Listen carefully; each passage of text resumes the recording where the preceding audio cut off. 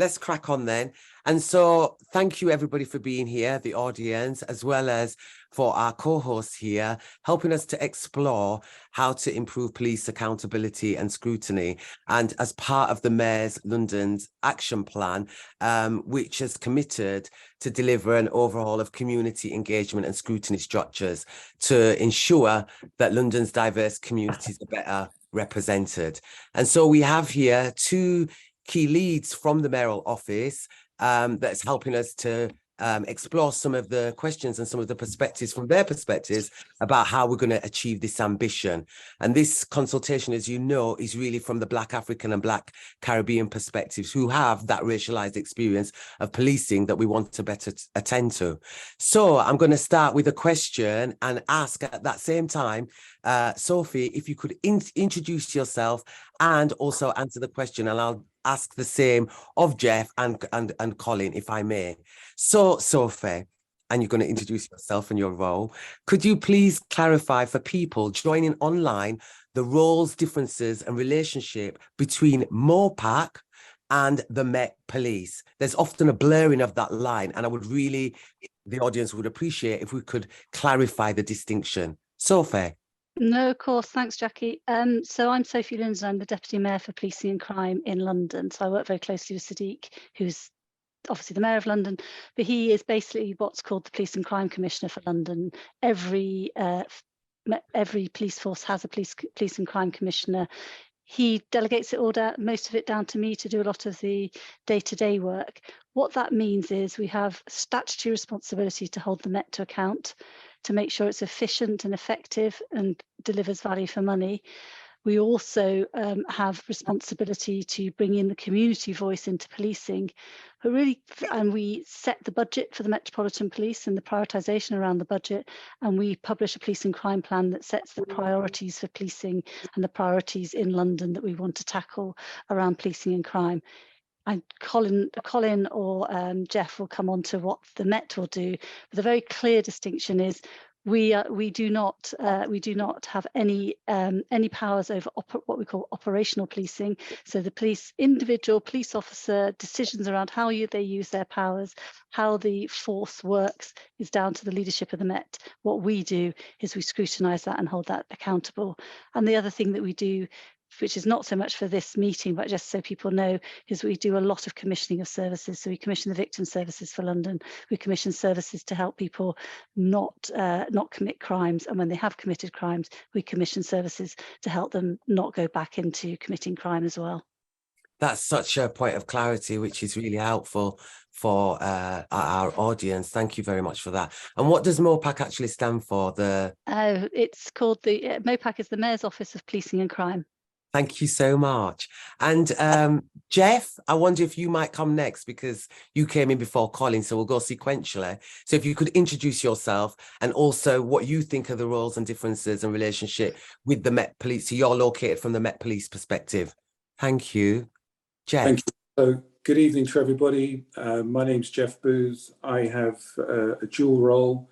I have responsibility for what's called an outreach team, which is responsible for increasing the numbers of women and people from underrepresented groups with a particular focus on the Black community to consider a career in policing.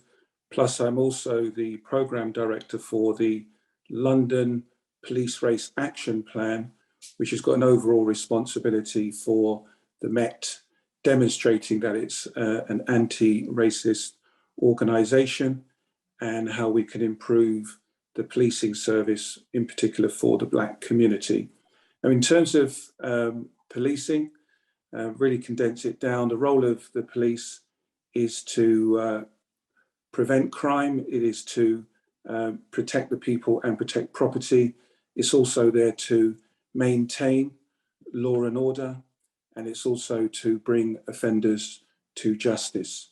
And as Sophie said, our role is to be overseen by MOPAC to ensure that we are delivering effectively within that area.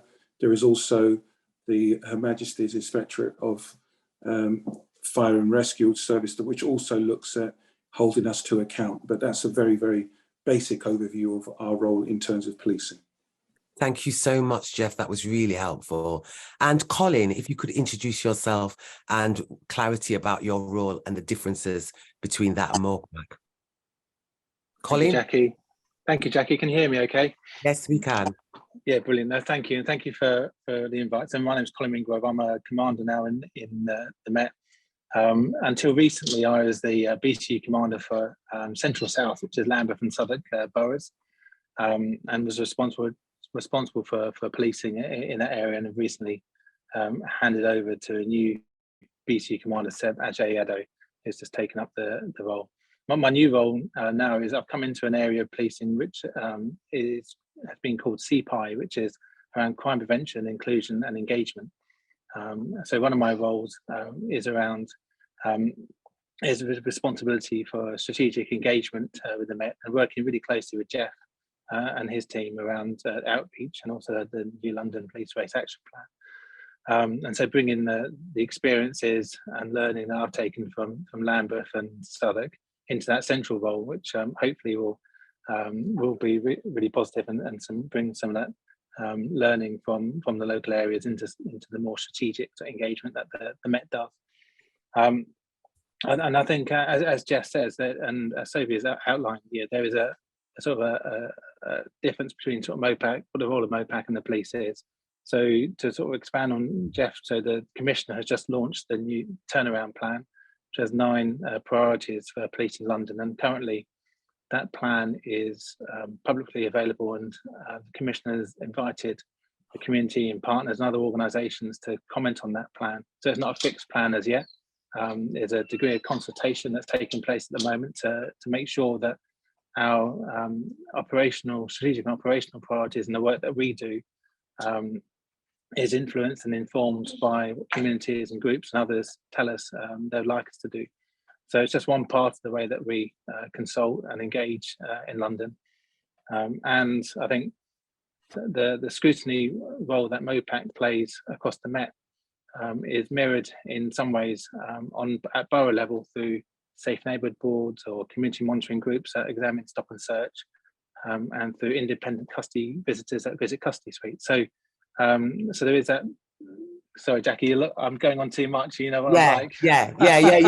And I do know what you're like, Colin. So I'm going to be sort of like looking for a bit of brevity here, so that we can pack as many questions in. And if we keep our responses really brisk, that enables us to get through quite a lot of questions with respect. Thank you so much.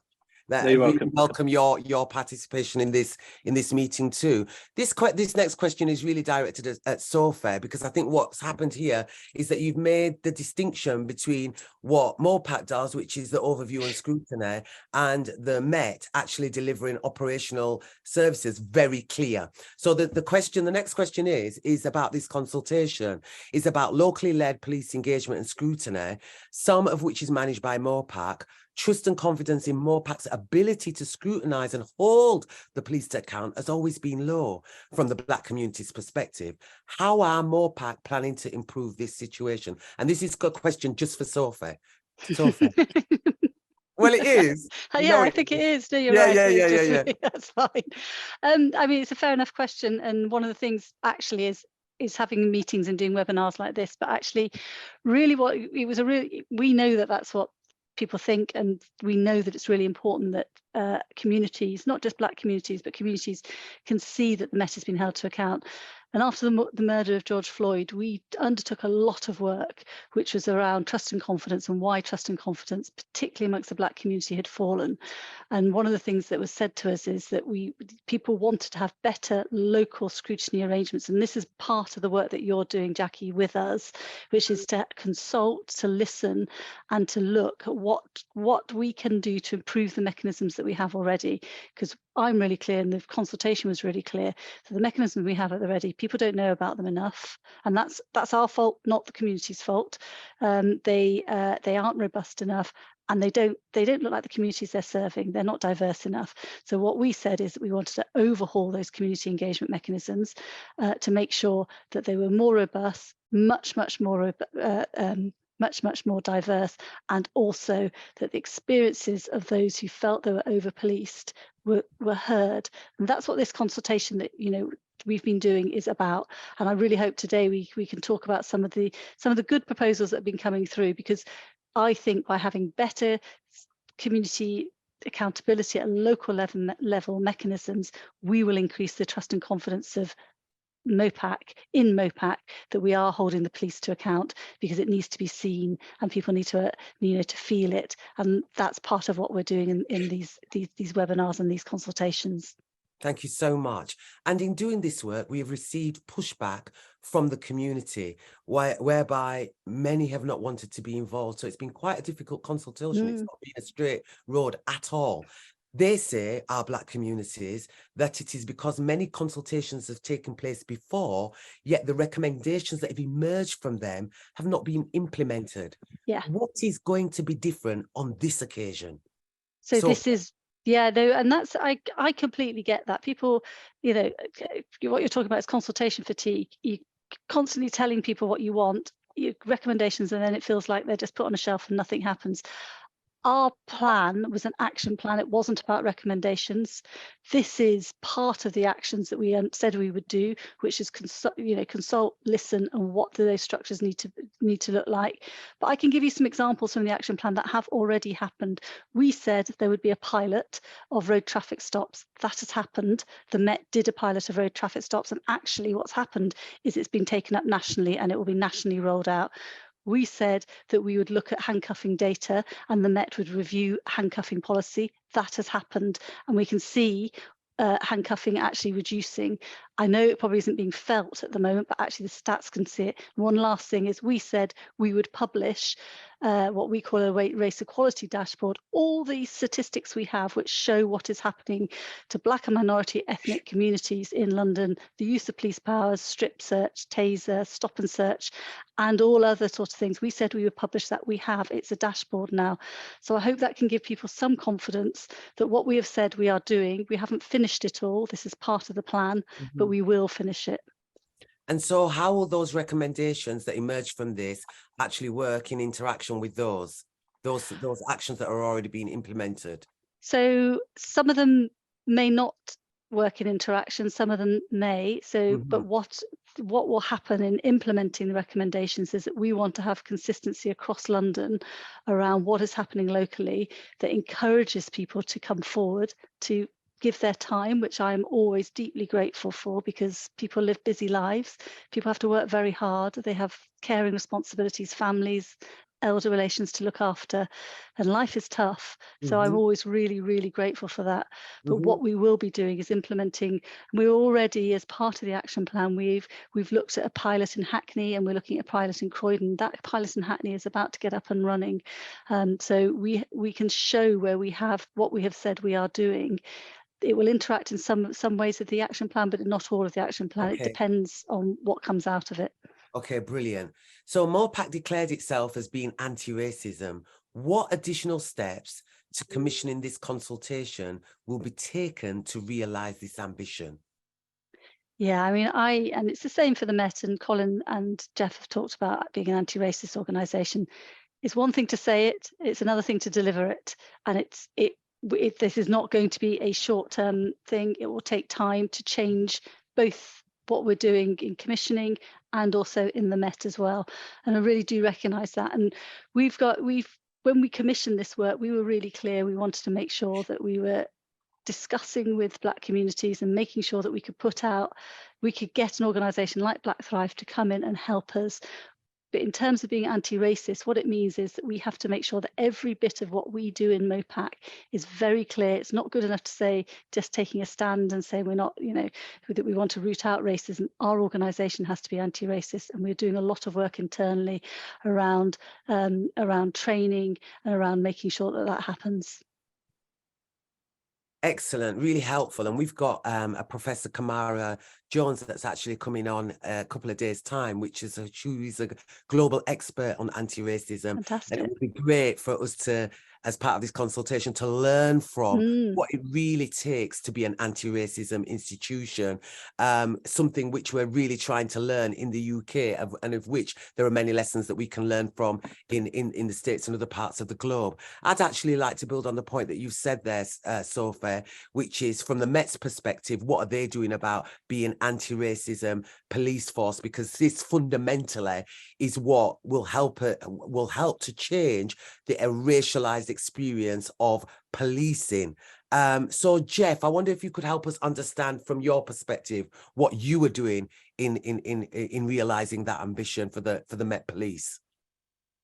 Yes, I think the first thing is really to have a common understanding about what anti-racist is, and it's about proactively doing things to ensure that the Black community aren't disproportionately disadvantaged. So one of the key things under the London Race Police Action Plan, there are 4 key areas, but the first one is about ensuring that we are a more representative policing service. That's increasing the numbers of women, increasing the numbers of people from underrepresented groups, with a particular focus on having more officers and more staff from the Black community. Because the strongly held belief is if you've got an organisation that is representative of the Black community, then some of the issues which the Black community have faced over years are unlikely to take place. The next area is to ensure that those staff that work within the organisation can be their true self within that organisation, that they are supported, that they are empowered, that they're given every opportunity to develop, both laterally and through the ranks, and that we as an organisation are represented at the very highest levels, and that we can see that we've got Black leaders that are able to make strategic decisions. The next area is around use of force, ensuring that when powers are used, that they're used proportionately, legitimately, and there is a requirement to do so. And Sophie has touched on that in terms of the use of force and handcuffing. So it's been able to ensure that we're looking at the data, that we're reviewing it on a regular basis, ensuring that there isn't any disproportionality, and if there is, that we're actually then reviewing and finding out why that is taking place, and that we are then training our officers to be thinking about their actions and how they go about it. It's not just using the power, but it's how it's used. And then the other area is looking at how do we increase community involvement so that the community feel that they have a voice in how they are policed, that they have a voice in the approach that we take. And then finally, it's looking at Black people as victims of crime. How are they being treated? Are we considering the trauma that is taking place? Are we ensuring that we're giving them the service that they should expect? And these are all of the areas that the London Race Action Plan is looking to do, and this is in line with the Mayor's Action Plan. Okay, brilliant. That is really, really helpful. And I was just thinking about what Kamara would say when you're looking to be anti-racism, and she prefers the kind of, there's anti-racist, which is located on the individual and the individual action. But actually, as an institution, we're talking about structural racism and systematic racism. So both need to be attended to, and one needs to understand that actually the endeavor is about being an anti-racism sort of organization as a Met Police and as MOPAC, which is really dealing with that systemic racism and not just identifying a couple of players that are sort of being racist or are being anti-racist. So understanding the much more pervasive nature of racism. So naming it in the first instance, racism, then we're looking at how is it operating here, so that we can see the manifestation of the racism, and then we look at what the strategies are, what are the actions to actually attend to that manifestation of racism. So for me, it's really important to reflect on that kind of very simplistic analysis, really, to help us to understand what it is that we're doing and whether or not we're doing the right thing that's going to help us to transform the issue. Is that kind of sort of embedded within what your thinking is, Jeff? Absolutely. So any policy that we put in place, we should be doing an equality impact assessment to ensure that any adverse impact on any particular group, we identify and that we continually review it, that we ensure that either consciously or unconsciously, we're not having an adverse impact on any particular community. So what you're saying is absolutely spot on.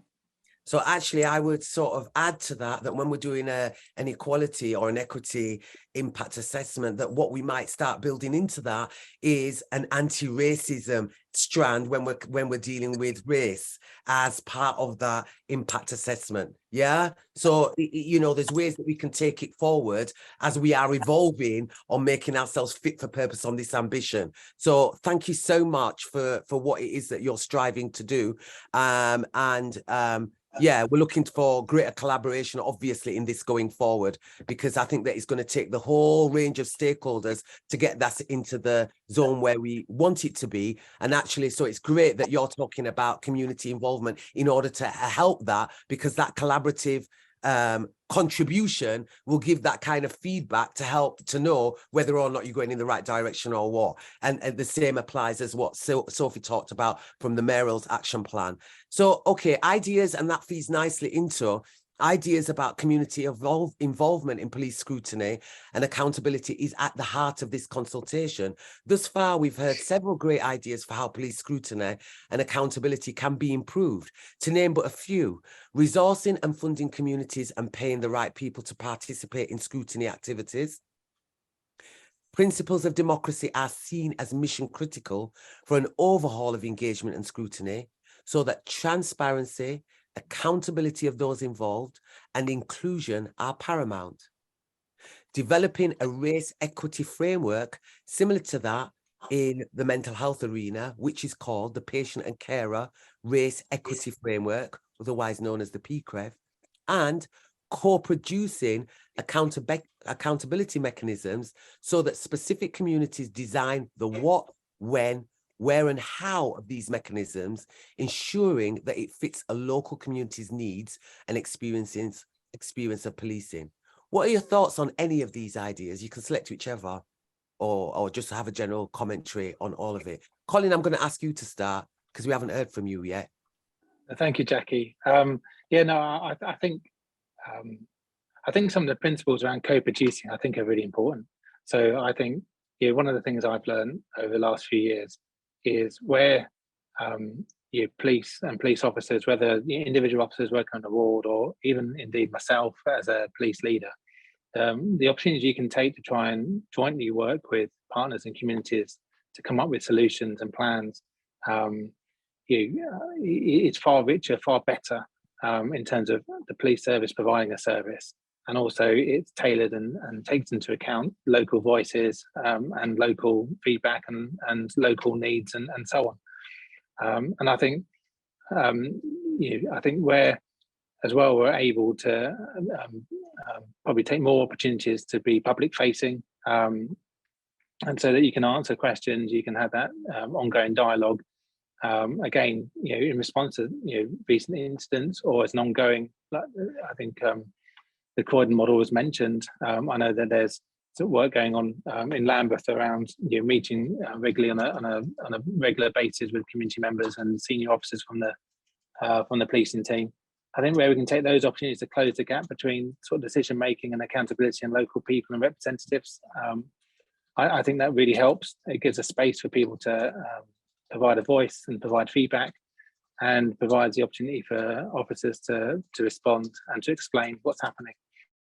Thank you. In a way, providing sort of those procedural justice kind of principles around that engagement. Mm-hmm. Okay, and Sophie? Yeah, I mean, I think I would genuinely say I think part of this consultation is about co-production, isn't it? So I think I hope that's what we are doing. We're definitely doing co-production in terms of the pilots that we're setting up as well.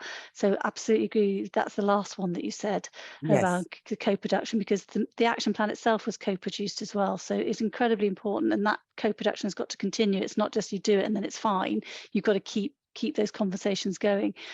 I have to admit, I don't know. It sounds really interesting, the race equity framework. I don't know enough about it. It's something that we should look at, and I hope you're looking at in terms of recommendations. I'd be always interested in learning from other public sector organisations. Yes. And I've always been it's a difficult one to find the money for, but I've always been very keen to, especially for young people, to pay people to actually take part in some. We ask a lot, as I said earlier, we ask a lot of people. They're bringing their skills and their expertise.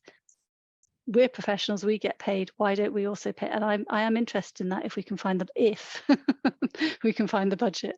Yeah, you know, and we do, you know, within City Hall, we do pay some of the volunteers, you know, some of the young people that come and advise us. And I think that's really important. Excellent. And Jeff? At the risk of just repeating what's already been said, I'll just give a couple of other examples. I think one, communication and an effective communication strategy is absolutely vital, because whilst we do a lot of collaboration, we do get a lot of people involved, we do need to ask ourselves the question, how far and how reaching are we in informing others who may not be aware of the progress that's being made. I do also believe it's vitally important that we respect people's time, as Sophie has said, and we call upon their professional advice, and we do pay them for it.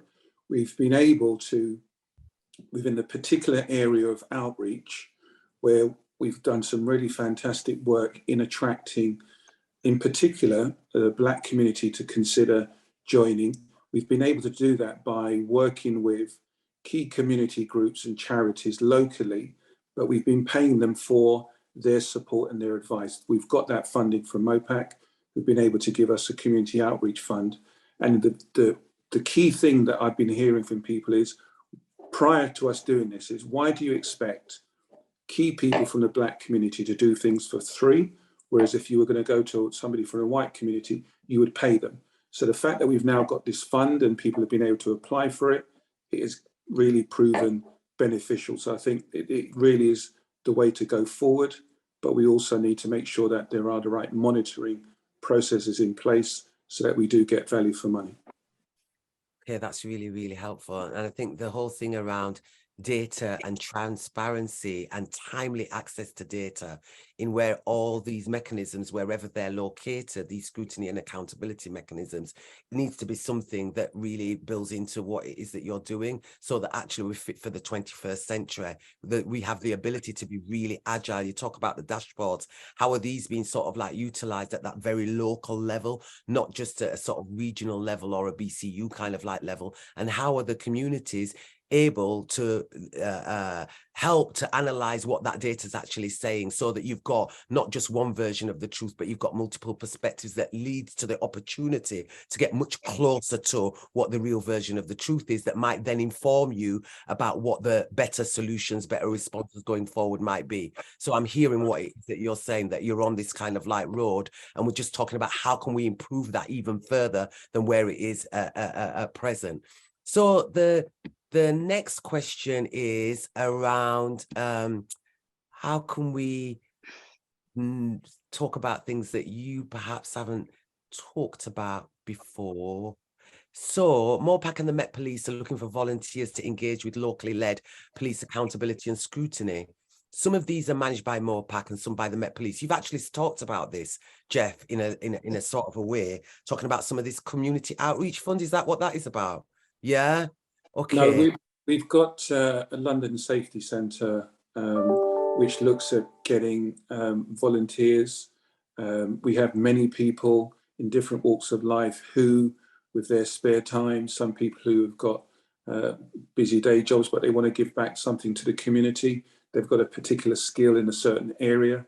So we encourage people to come forward to work with us and give their time. When, and as Sophie has said, when we're looking at working with young people, we do believe that they should receive some form of remuneration. So there is more information on that. So if anybody wants to have more particular deep information on it, it is the London Safety Centre. If they want to contact myself or Colin, we can provide more information in that area. So just on this particular point around volunteers to engage with locally led police accountability and scrutiny, and we are imagining what these versions, these mechanisms going forward might be. And in some of that, people are saying that what is important for these groups to be independent. So for example, they should be able to independently review police conduct in their local areas, but because they are independent, but who is keeping an eye on whether these groups are being effective or striving to include the Black and young people's experiences with the police?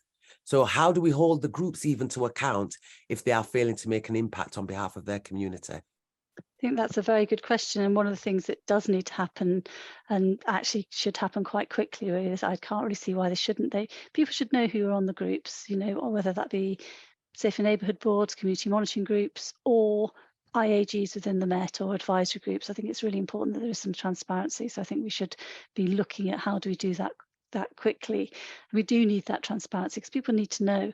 We also, you know, from the MOPAC point of view, and I think that's one of the things we need to come out of the consultation is what more should we be doing to make sure holding the, I don't want to make it sound as pointy as holding them to account, but how do we support them to be as effective as possible is probably the sort of the better way around of saying it.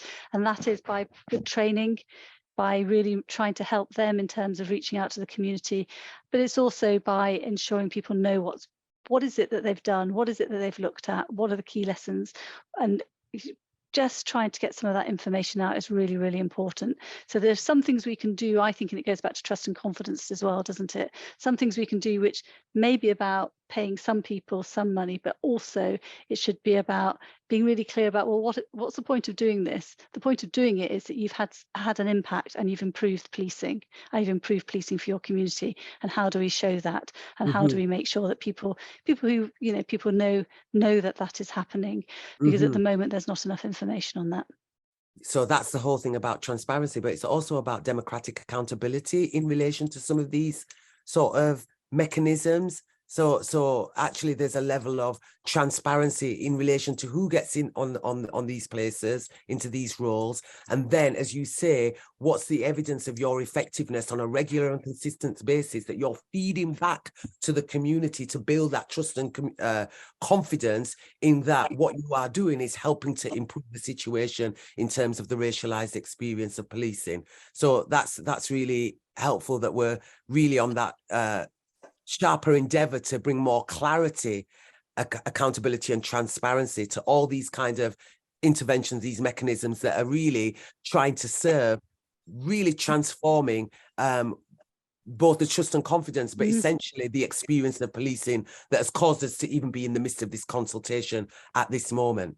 So based on some of the findings from the consultation, people say that a key weakness and threat to things improving is how the police engage with locally led scrutiny. So from the police's perspective, this includes a power imbalance between community leaders and the police, as well as a resistance to change from the police.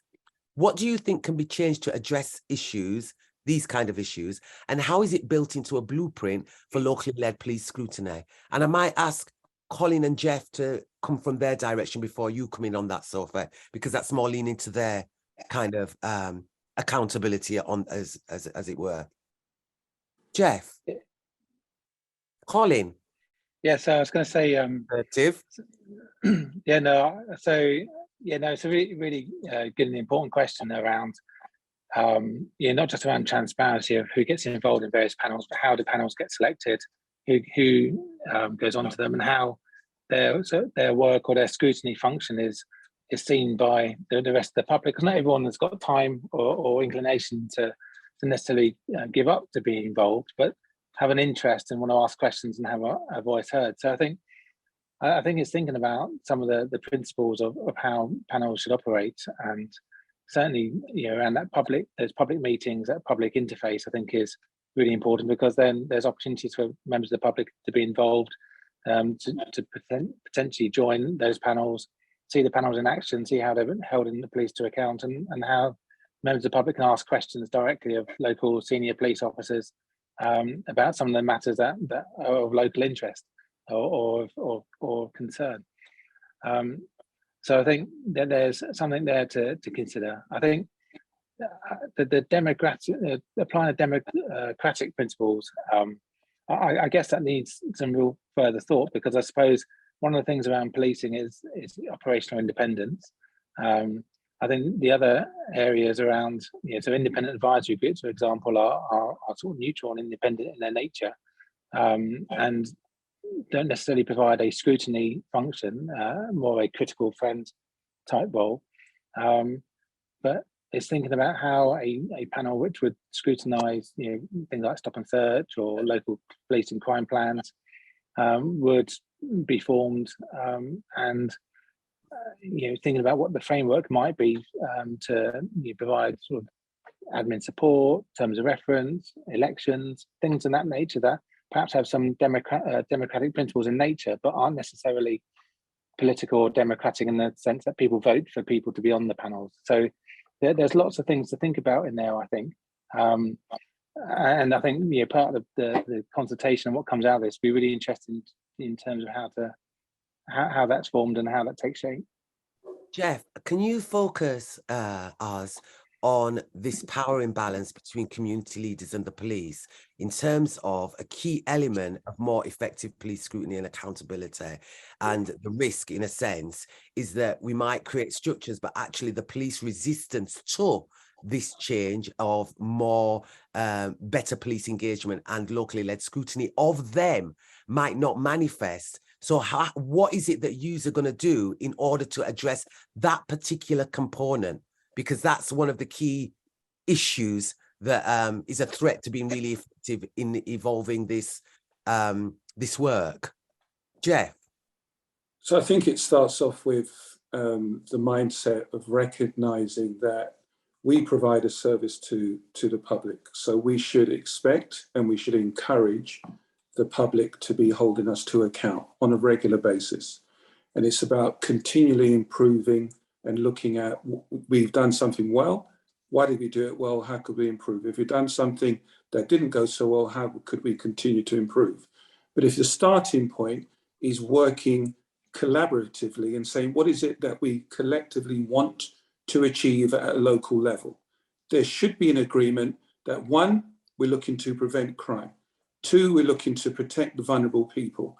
And it's then asking ourselves, how are we going to work together to ensure that this happens? And if you've got those scrutiny panels and people are joining with that collective aim, you're more likely to get the outcome that you need.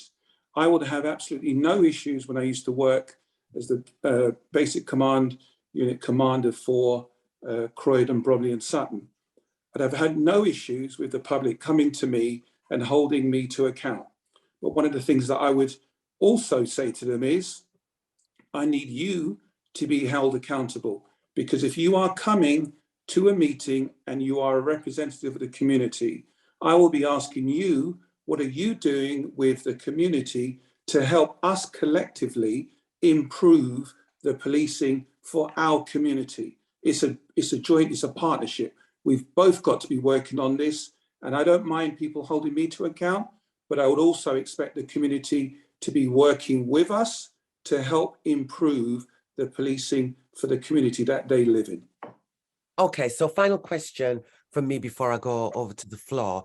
And it's interesting that you touch on the how it's really important to be held to account, and the role of the police is around preventing crime and protecting vulnerable people, when actually a lot of the racialized experience that means that some of the policing that has taken place has actually led to fatalities when we're at our most vulnerable. So when we think of Olaseni Lewis or Sean Rigg, actually this is these are a couple of many examples of when we are at our most vulnerable as Black African or Black Caribbean police people, that the over restraint that is, present has led to deaths in relation to the police interaction with us. So when we think about, and so that's interesting around how then do we really protect vulnerable people from a policing perspective? So just to reflect on that. So based on the findings of the consultation so far, people say some of the biggest barrier to locally led accountability working is racism and the trauma from the discriminatory nature and impact of policing. And I've just given a couple of examples. And the lack of trust that has manifested as a result of this. How would you address these two barriers for locally led accountability to improve the Black experience of the police? And I'm going to start with you, Jeff, and then Colin, and then Sophie, if you could close on that particular question. I think we've got to be open, we've got to be transparent when we get things wrong. We have to be open and admit our mistakes. We've also got to then look to see how we look to improve. We've also got to show that empathy and understand that every time one of these things, tragic circumstances occurs, that there is a family that is also grieving. So we need to be able to show that we are empathetic and look to work. But I think it's vitally important that we learn the lessons across London so that we're not repeating the same things. But we also need to be, when we are restricted by the criminal justice system in not being able to discuss things at an early stage, we need to explain to people why that is the case. We need to also ensure that we are communicating to the wider community, because quite often, by us not informing people and not having these discussions, there's a void. And once that void occurs, people start to think the worst. And I think we need to be more upfront where possible and being able to say, yes, we've got it wrong, and this is what we're looking to do. And when we have put things in place and we have made improvements, again, we need to be letting people know what we're doing as a result. But it does require us to be on the front foot. It does require us to show more humility. It does require us to show more empathy. And we need to recognize that this isn't a level playing field. For the Black community, this has gone on for generations. So we need to recognize that we have a lot of work to do to repair that damage. And thank you for that. That is really, I mean, you're expressing some sort of humility on the matter, and I think that that's a really important place to be on this on this agenda, because it really is. It's like Mount Everest, I say, and some say it's like flying to Mars, the level of the work that needs to be done and the depth and deepness of the work that needs to be done, which is one of the reasons why it's been suggested, because I lead the development of the framework called the Patient and Carer Race Equity Framework for NHS England, which was a recommendation from the Mental Health Act review, basically to really deal with the racialized experience and help through, and the term the patient and carer is really central to it, so that the feedback from those that are experiencing services are actually feeding back so that you can improve in an equitable way. So there's three basic elements to that framework. Part one, which is statutory and regulatory obligations, of which we can see the police and MOPAC, you could quite easily identify a whole range of those pertaining to policing, but also the leadership and governance in relation to that. So that's part one. Part two is around organizational competencies, such as co-production, such as partnership working, such as better use of data and intelligence, such as cultural awareness and so forth, and co-learning.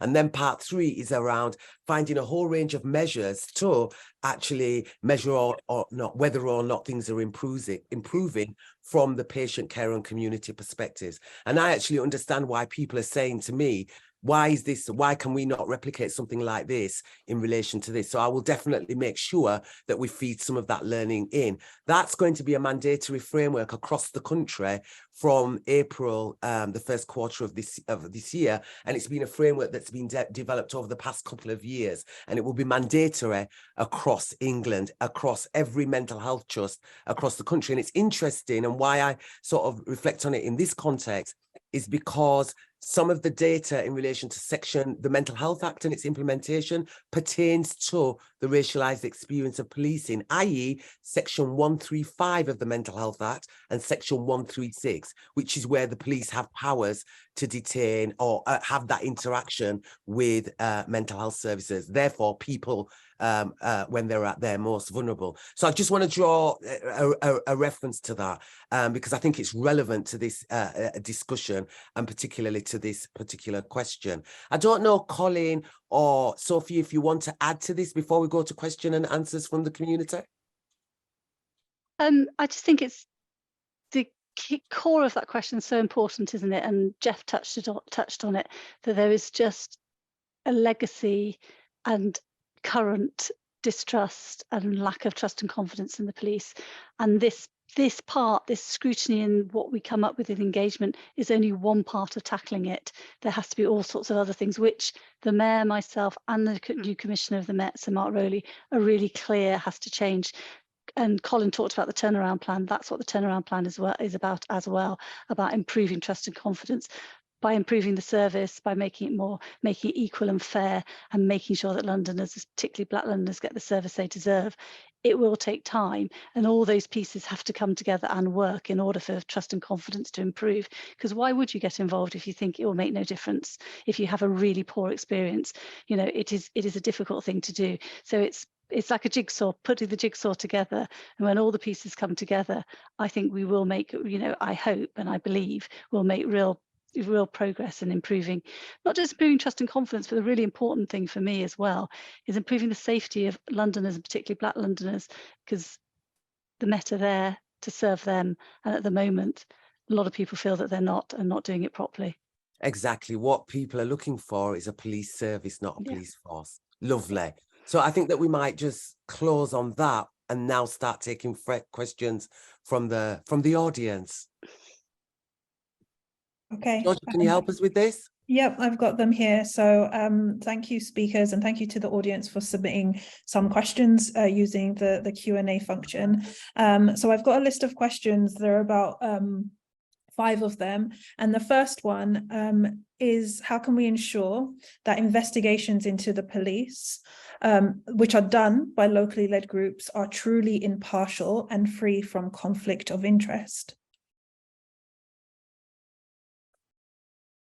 And so, Jacqui, do you want to? Yeah. So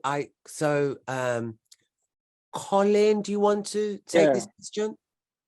Yeah. No, it's it's a really interesting question. I think I suppose part of it is around the current mechanisms for investigations or police conduct, for example, whether that's centrally led Director of Professional Standards that deal with matters within the Met, or the IOPC, which also investigate independently conduct within the Met. And then it's thinking about within that sort of framework, what local involvement in misconduct proceedings or investigations would be. And some of that, so through safe neighbour boards, for example, currently, and perhaps this is an area to think about how to evolve, it is that oversight of those types of conduct investigations that are undertaken by the IOPC or our own Director of Professional Standards, looking at the data, looking at the trends, perhaps, looking at things like disproportionality, for example. So, and then having those questions and that discussion with local police leaders around what that means to a local borough, and then thinking what are the things that could be done to improve. So that could include, for example, greater community involvement in police training, or it could be things that provide insight, such as ride-along patrols and walk and talks, or it could be around how to get further involved in local problem solving, just to close gaps between communities and policing teams. But I think part of it is around the data, using the information, and then being able to locally, as a member of the public, ask those questions directly to local policing leaders. Okay, so shall we take another question? Yeah, so the second question is about what we were talking about, kind of resourcing and investing in doing this work and improving how impactful locally led police engagement is. And someone asks, what happens to the proceeds of crime? How is it logged?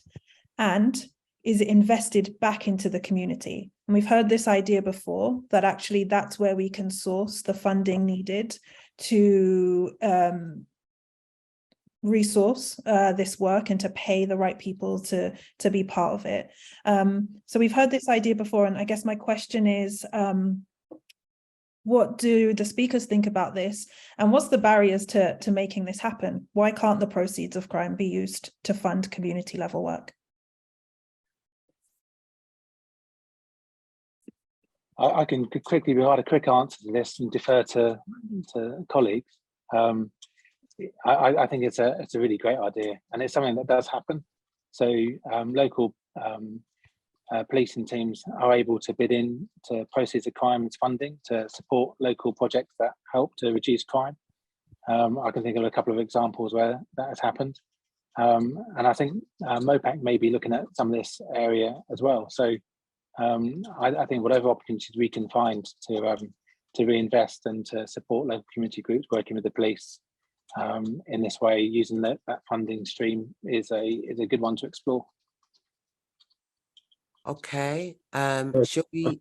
I'll just pick up on that. So within our corporate services department, we are what's called, along with MOPAC and the GLA, we are an anchor organisation, which means we look at opportunities through the Social Value Act, where we go to organisations and corporations to make donations, and we then look to utilise that funding to support community initiatives and support local charities. So apart from the proceeds of crime avenue, there are other avenues that we look at actively to see how we can support, in particular, small and medium-sized minority-owned organisations to help in terms of local community initiatives. Jacqui, do you want the next question? Yes, please. Let's Okay. crack on. So the next question kind of double clicks onto what we discussed before around data and the use of data and different perspectives, looking at data to get us closer to the truth.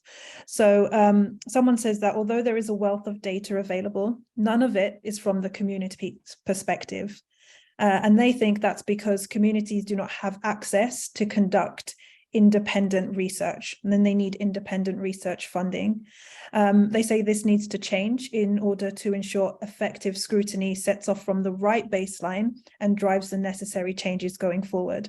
And so my question, and maybe this one can be to Sophie, is what do you think the impact of kind of providing support for independent research would be on how local communities engage with and scrutinize the police, and what's the feasibility of that happening? It's an interesting question, isn't it? Because I think Black Thrive is an independent organisation that we have funded to get the community voice into the work that we're doing. Is a very, and I know it won't be always there, but I think that is part of what you're talking about, isn't it? Actually, there's proper research going into what communities want, where is the community voice, and I think that's part of it. But also, I'd be interested in looking at what would the research, I'm always interested in it, and we do actually fund some very small groups within MOPAC doing work within MOPAC, and it's evaluated in the community voices in there.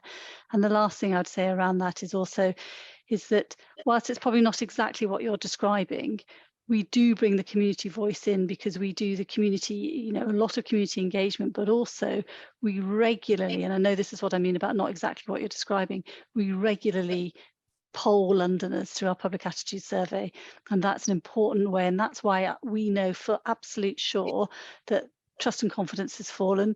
The Black community, the trust and confidence of the Black community and the LGBTQ community is at its lowest ever.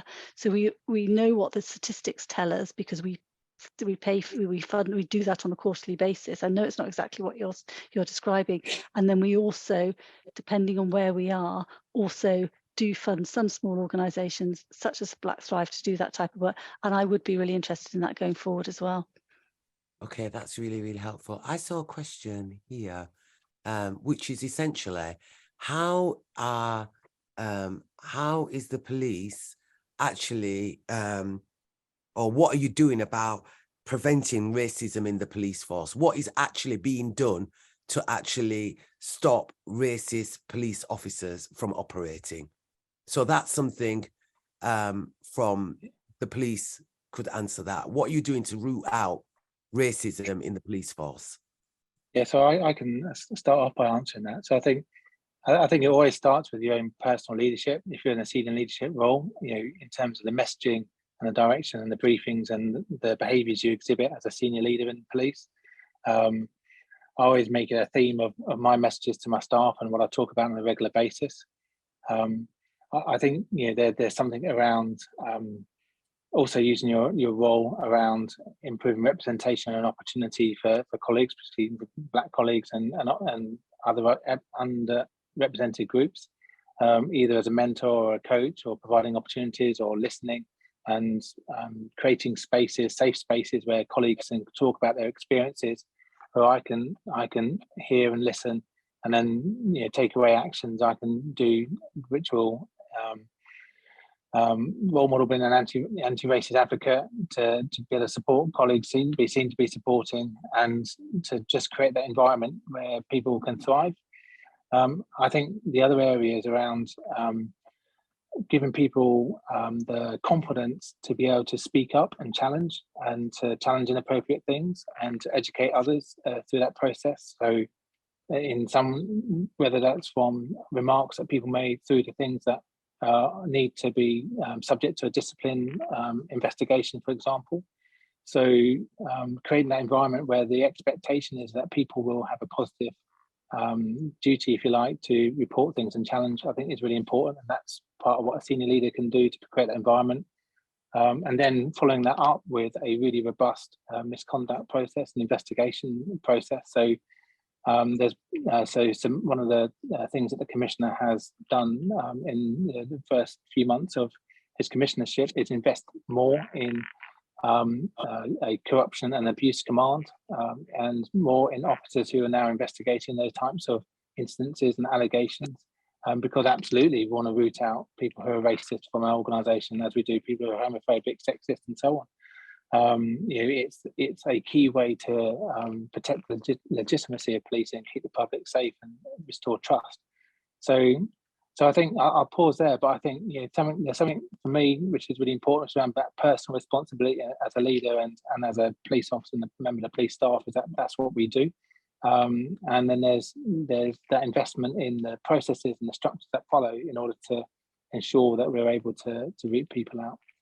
So that's internally, and so we hear that, and we're hoping to see some level of transparency about the range of ways that it is that you're doing that, and the evidence that that is working. Equally, that also applies to when our Black communities are experiencing racist policing, that they should be confident in a process of complaints that are taken seriously about their experience of racism, and that will be taken seriously all the way in terms of the consequences, and the consequences are transparent for us to see. These are the things that will build trust and confidence when we see that we as citizens were equally paying taxes towards paying for a policing service actually need to receive an equitable service. So these are some of the other things around building trust and confidence, is that the processes apply equitably and fairly to Black Londoners. I don't know if Jeff, if you had anything to add to that, or Sophie.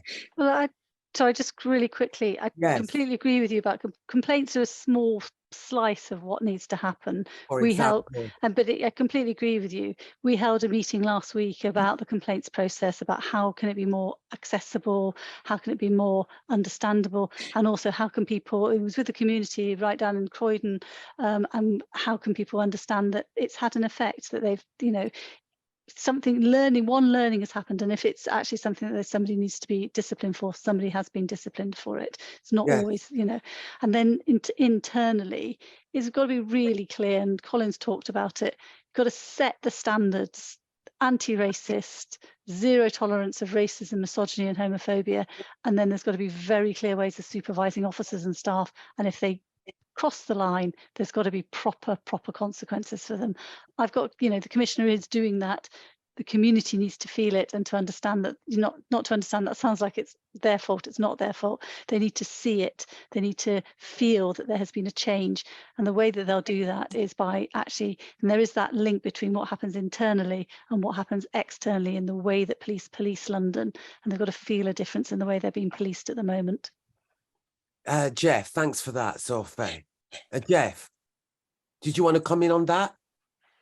No, all I would say is you talked about the NHS and that I think it's the accessibility, it's also the experience and the final outcome.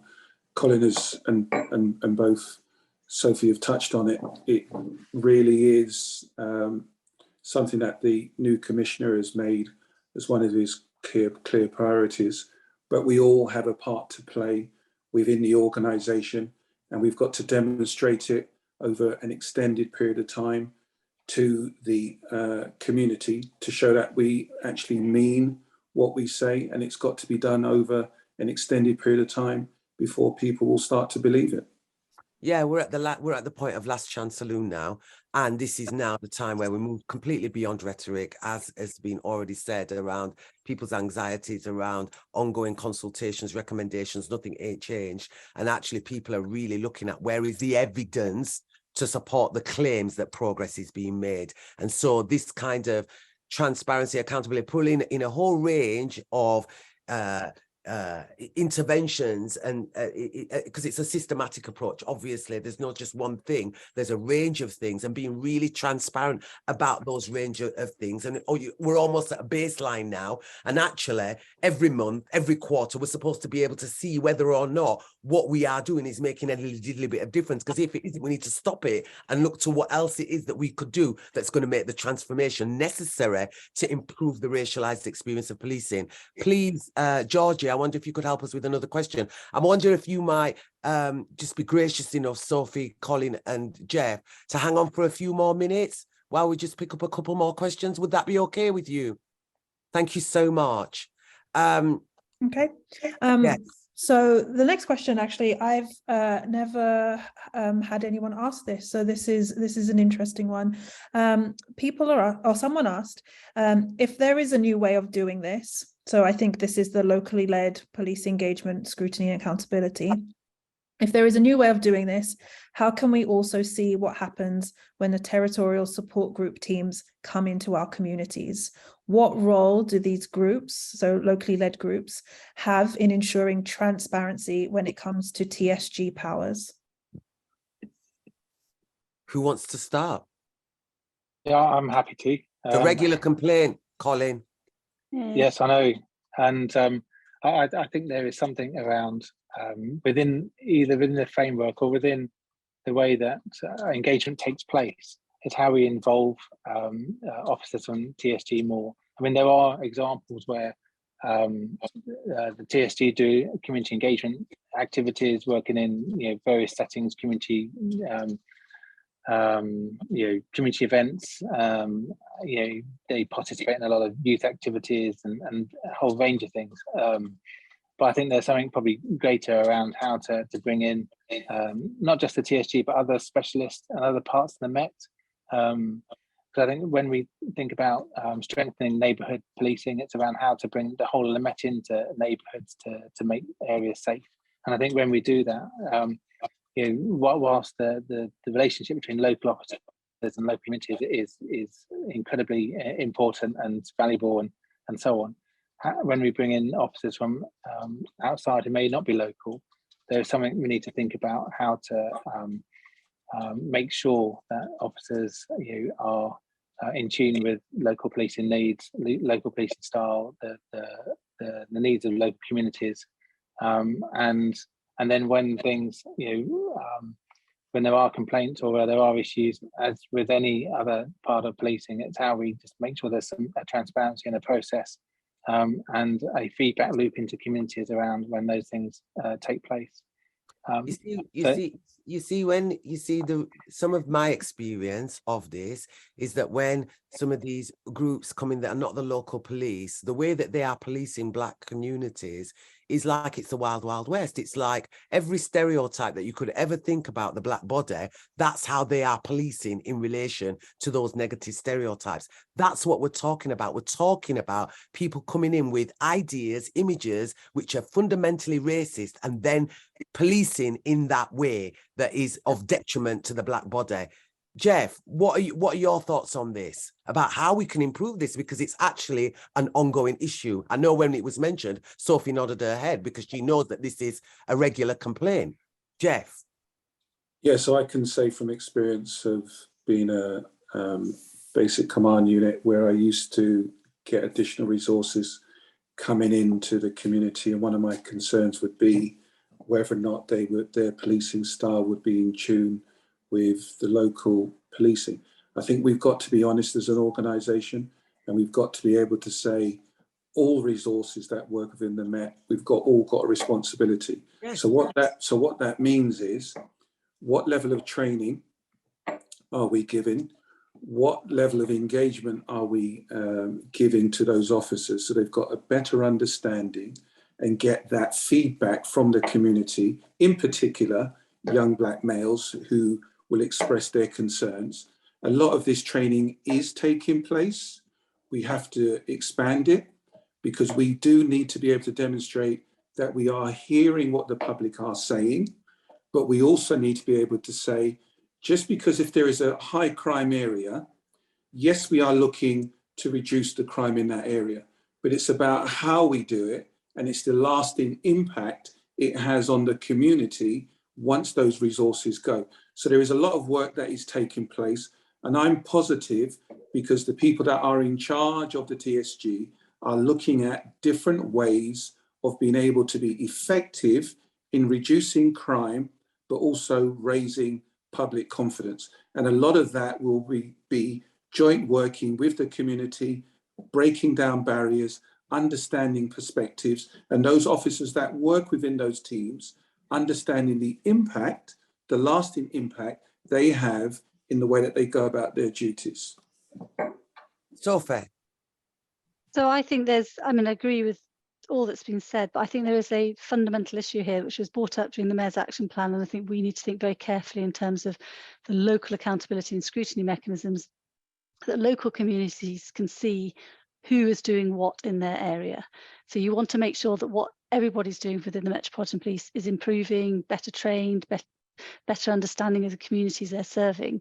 But also those communities need to be able to see, is this the TSG, is this the Violent Crime Task Force, or are these the local cops that are doing the stops and searches, and what does that look like? And we've got to find a mechanism for that to happen, because it's something that's been said to us many times. This scrutiny, this process and consultation, I hope will allow us to do that. And then we have to provide the data as well. That's really helpful. I think what really just is quite at the surface for me is like, there's policing which is dehumanizing, and then there's policing which is more humane. And how do we get to a policing which is more humane, which is, as Jeff says, is about preventing crime and protecting the vulnerable. So, Georgie, I don't know if you've got any more questions. So this is the last one. And so this question has been asked a few times in various of like the other meetings that we've had, and it will be interesting to hear the co-hosts respond. So the last question is about the use of force by officers, and someone asks, what's the legal standard that you'd expect when it comes to the use of force by police officers? And how do you ensure that these standards are consistently applied and enforced? And I think that's looking at the disproportional impact of policing on Black communities. How do you make sure that everyone receives equitable service, and the same when it comes to a legal standard of use of force? So I will leave the legal standard to the police officers to explain. But in terms of my role and the MOPAC's role on this, I think there's a couple of things here. One, we publish the data, and when you see data around this and the use of force, from tasers to handcuffing to other types of use of force, you can see where there's disproportionality, and then you need to dive down and understand why it is there. One of the things that we're committed to with the Metropolitan Police is looking at really analysing what's going on by looking at the body-worn video to actually say where there has been a stop and search and the body-worn, and I know there's, can be, not so often now, can be issues around the turning on of body-worn video, but actually it's pretty high. Actually properly looking at that so you can really analyse it to say, one, is it lawful and all those things, and if force has been used, is that lawful and has it been proportionate? And it's incredibly important that. So there's and it comes down to scrutiny as well, and again about this consultation, what is it that local communities, what do they want to look at? Because they're looking at stop and search at the moment, quite rightly, but actually use of force is often coming up as we want to see the use of powers, how often they're used. And one of the things that we've done through the action plan is get it, it's not quite there, I don't think yet, but we've got the handcuffing information. We need to link it to stop and search and handcuffing, so you can absolutely see how often it's used, and then you can also track whether it's used proportionately as well. So I'm going to sort of bring in a little additional flavour into this particular question, which is one of the earlier questions. We've heard some ideas, really interesting ideas actually, throughout the process of this consultation. And one of the ideas was around communities using tech to give immediate video evidence to a mechanism that investigates the incidents in a timely way. So imagine that in terms of use of force or stop and search, right? And that these incidents are treated as formal complaints that are attended to with urgency. I'd like Colin or Jeff to reflect on the question, but actually think about that as an idea to help move this agenda forward. Yeah, so I think just on in relation to the question, I think, and sort of the legality, I guess, around the use of force. So, yeah, there are laws such as Section 3 of the Criminal Law Act, for example, or PACE, which provide a legal framework for police officers' use of force, which is generally has to be reasonable in the circumstances, for example, where you're preventing crime, saving life, apprehending offenders, and so on. And then officers are accountable for the use of their force and have to evidence that it was reasonable in those circumstances. They are trained, so they have regular annual training in relation to the use of their handcuffs, for example, and use of force, and knowledge of the legislation which they have to pass to enable them to go out into the streets. And because it's a incredibly fundamentally important powers that officers have that separate from members of the public. So having those high standards and that accountability is incredibly important.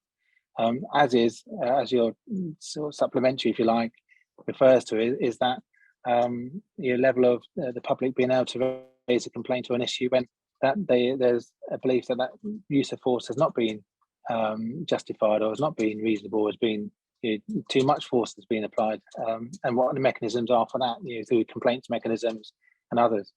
And we have seen actually with the use of camera phones and others, where things have been captured, or indeed when body-worn video has been dip sampled by supervising officers, and the use of force has been investigated, through the public complaints and the misconduct processes. And so there are examples, I guess, of where that has happened and happens on a fairly regular basis, particularly around videos that go viral on social media, for example. But I think the other bit is there a more systemized way in which some of that evidence can be captured? Exactly. And perhaps there is something that needs to be, that can be considered. I mean, I don't think I'm wrong in saying that through the Met Police website, that if someone wants to make a complaint online, they can upload things from phones in terms of video information. And there are other sort of apps and so on out there that I think people have used in the past to try and capture and then report that way. And I know there's sort of local examples of schemes where activities happen in local areas and local teams are inviting parents and children to review evidence or review things that have happened where people have been unhappy. So I think there is something in this whole review of scrutiny mechanisms and accountability mechanisms, which is to consider, how can police conduct and the use of force be scrutinised? What is the data that's available, and how can we be better at signposting to the public how complaints can be made, and how if they have video evidence, phone videos and so on, can be shared and uploaded as part of that process. One of the beauties of the PCREF is that all of that data is going to be transparent to the public. All of the data pertaining to part 1, all of the data pertaining to part 2, and all of the data pertaining to part 3, all housed in a simple, accessible dashboard that from wherever you're located, you can engage with. And I think that there's something about that when we're talking about improving police accountability and scrutiny, something that is from the community's perspective, not from the top perspective, if you see what I'm saying. So I would like us to be really ambitious in that way, and that actually there's a whole different range of components that create that whole system of improvement. Jeff. you've got you and then Sophie will end. No, I just very quickly, I'd say, as new technology becomes available, we should be looking at how we can effectively utilize it, not only in terms of accountability and holding police to account to ensure that we are serving the public, but also using that to detect and prevent crime. So if there are things that people are seeing and they're in a position to capture it and send it through to us, that will enable us to prevent crime from happening in the first place, we should look into it. And we've got a commissioner who is very, very up on data and technology. So you're pushing out an open door. Good. Sophie. Did you want, I mean, on tech, I have to admit, I'm always a little bit skeptical about tech because, you know, it's not something that public institutions have been sort of historically great at using. Of course, there's some fantastic stuff out there that we could use. Body worn video is tech, it helps. So, but I just wanted to sort of, if this is at the end, just say thank you to people coming. And, you know, in terms of the next steps, we're going to be moving soon to recommendations, aren't we, in terms of what we need to do to really improve the accountability and scrutiny, because at the moment I recognise it isn't robust enough, as I said at the beginning, or diverse enough for the people involved in it. And also I recognise, as I've also said tonight, that this is only one part of the puzzle of really improving trust and confidence in the Met, which we know and everybody knows is at a record low. So it's a really important moment for the Met and for London, and I hope that people will stay with us on this journey, because we want to stay with you, and we really do want to put these plans into action as we have with other bits of the Mayor's Action Plan. As I've said, we are delivering on those and we will deliver on this. Thank you. Thank you for your time and your contribution, Sophie. Thank Colin. you. Colin, Thank you. final note. Yeah, no, thank you. And yeah, no, absolutely. I think it's been really interesting to listen to the questions and to really reflect on how scrutiny and accountability in the police can change, particularly at that local level, which I think is really, really important. Ultimately, we provide a service to the public on behalf of the public, and I think it's really important that the public get that opportunity. I think, as Jeff has said as well in his remarks, to hold local police teams, local police leaders in particular, to account and scrutinise and really get to understand what the police does. Be able to ask questions, be able to seek information on powers and policies, be able to raise complaints and issues, and just play an active part in co-producing things that will ultimately keep the public safe and protect the vulnerable. Thank you so much. Jeff, last but not least. One, to say thank you for the opportunity. Two, for those that have taken times out of their busy day lives to join and ask the questions. And the final thing is to say, with 32 years service within policing, the reason why I continue to do the job that I'm doing is because the vast majority of people that work within the Met Police Service are going out of their way to do the best job that they can do. We've been let down by a number of a small minority, but that's not good enough. We are continually looking to improve. So please work with us, and we'll continue to try and be the best police service that we can for all Londoners. Thank you, Jeff. And Georgie, if I might hand over to you, and my name is Jacqui Dyer. I'm one of the Black directors for Black Thrive Global. Thank you, everybody, for being here and participating on this online event.